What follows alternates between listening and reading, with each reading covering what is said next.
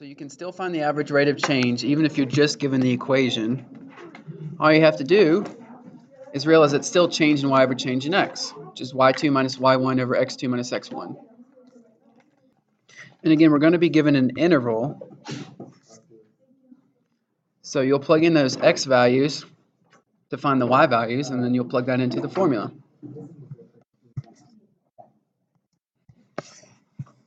All right, first example.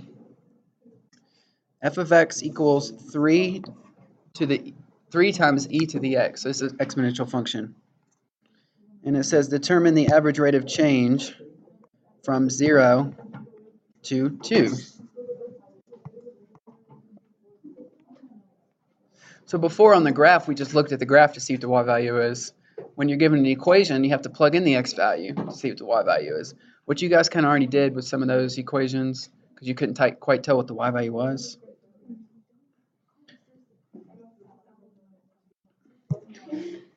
First thing you're going to do is label the x value that's smaller. You're going to label x1. The next x value is going to be your x2.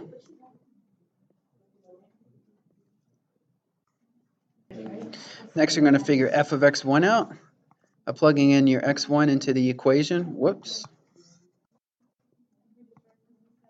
So we're plugging in x1, which is 0, into the equation. So we get 3 times e to the 0. Remember, anything to the 0 power is 1, including e, including pi, including any number. Negative 7 to the 0. So we actually get 3 times 1, which is just 3. So that means our y1, or our f of x1, is 3.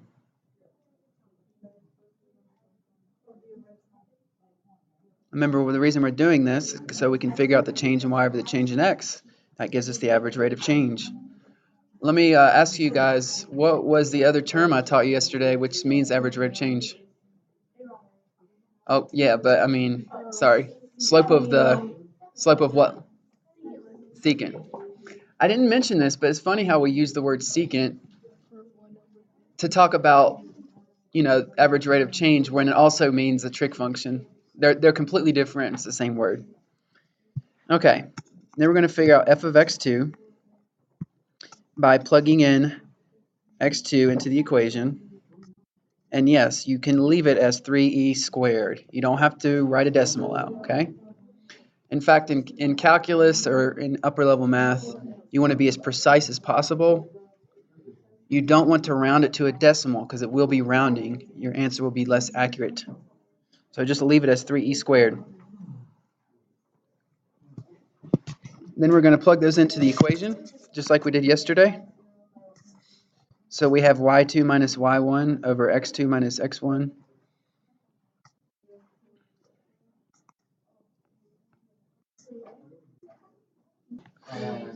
So on the worksheet, you can just write out the formula once, right? And then every time you're going to plug the same numbers into the formula. So y2 minus y1 over x2 minus x1. And then you're just going to simplify that.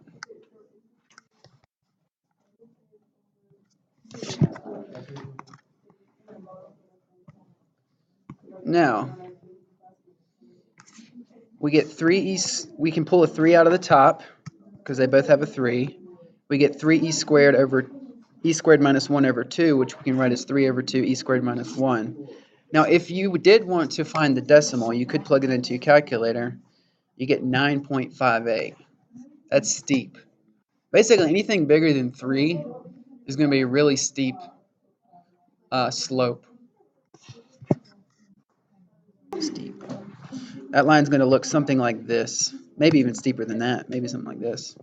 Just means there's a lot of change in y for a little change in x. That's just remembering that that's the same as the slope of the secant line. Okay. Number 2.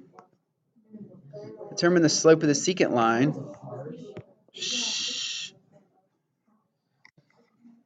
For negative log 3 of x, log base 3 of x, from 1 over 81 to 27.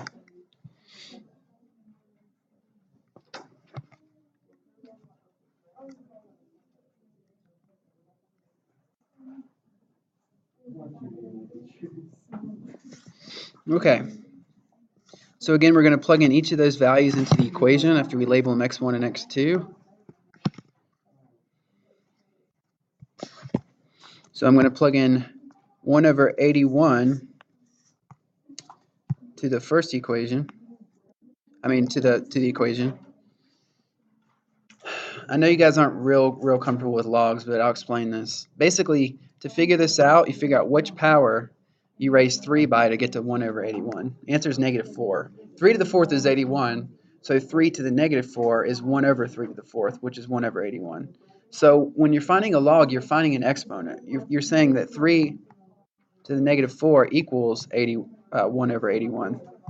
So therefore, the log must be -4. All right, then you apply both those negatives and you get 4. So that means your y1 is 4, or your f of x1 is 4. Then we're going to find the second y value.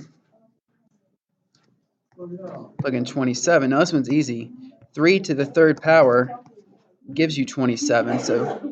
So log base 3 of 27 is equal to 3. Then you're going to apply the negative to that, and you get y2 equals -3.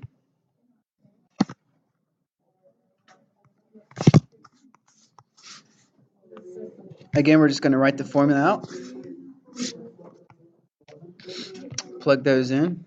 y2 minus y1 over x2 minus x1. You can see we're getting -7 on the top. Bottom's going to be a little tricky because we have to find a common denominator.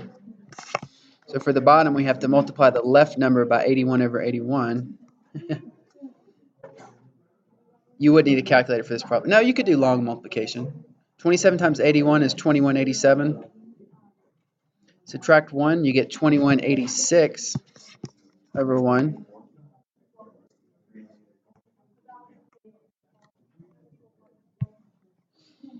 And then you would keep change flip, so you would take the -7 and multiply by the reciprocal of this. So this would be the technical slope, okay? But if you wanted to simplify it, it would basically be, it's almost -0.25, right? So it's almost down 1 over 4. So we can imagine the slope would be down 1 over 4 about. -0.26 is about -0.25. Let me see if I can find the graph. Yes, I do. So I'm going to draw the points here. I'm going to draw the secant line. And you can kind of see that this goes down to, basically down 1 and over 4.